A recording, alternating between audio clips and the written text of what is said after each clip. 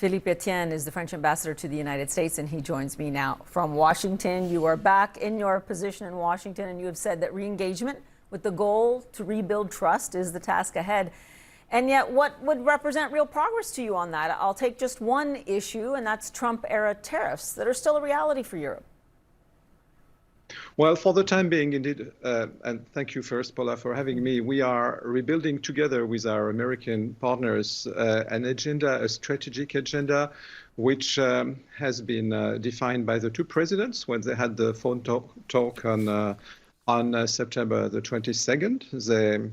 They defined four issues: consultations, Indo-Pacific, European defense, and the fight against terrorism in Sahel. Of course, there are other subjects which are relevant for relations between the EU, and the United States, and trade tariffs are among them. And we hope that the last disputes, which date back to the previous American mandate, presidential mandate, will be settled as soon as possible, in particular steel and aluminum.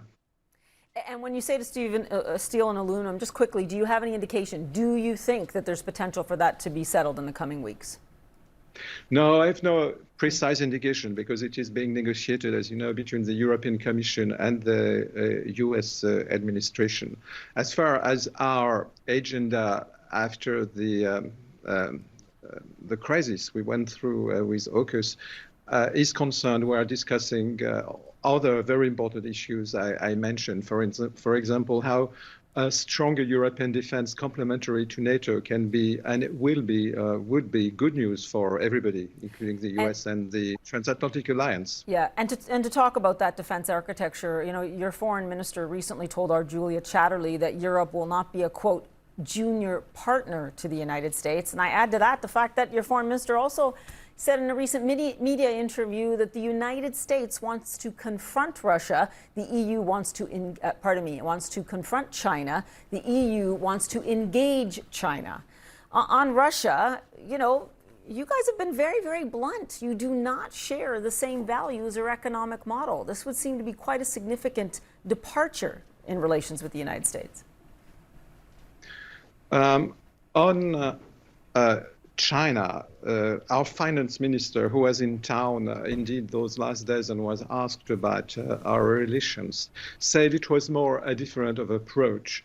And indeed, if you listen to what has been since 2019, the Chinese policy of the European Union, you would see it is a combination of the same elements you find with sometimes different weights on the US side. We define China as a systemic rival, a competitor, and a partner to engage on some global issues.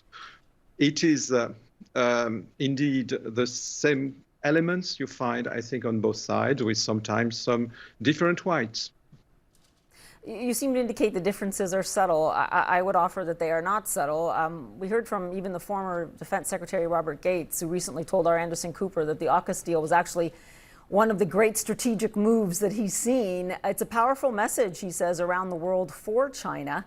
I mean, do you think in terms of doing this submarine deal that France's opinion was, for the United States, a necessary casualty when it comes to confronting China? I don't think that any casualty was necessary in this issue.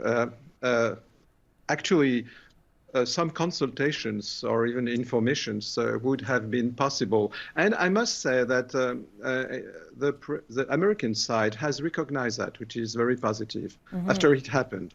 And it is even the very beginning of the joint statement of President Biden and President Macron.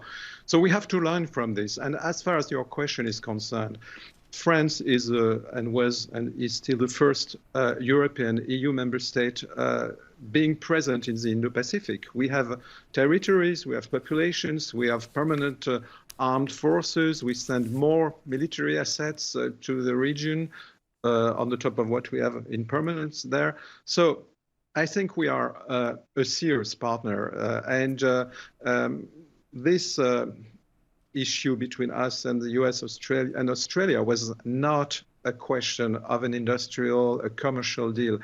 It was really a strategic issue. And now we are building this agenda on strategic issues, including the Indo-Pacific, including the presence of France and the European Union as such in the Indo-Pacific. Yeah. Interesting to see, to hear you say that there was some contrition on the part of the United States in terms of not giving you any notice. Philippe Étienne, I didn't say contrition, but the recognition that consultations are important. Pardon me, a very important difference. Philippe Étienne, thank you so much for being with us and bearing through those technical difficulties. Appreciate it.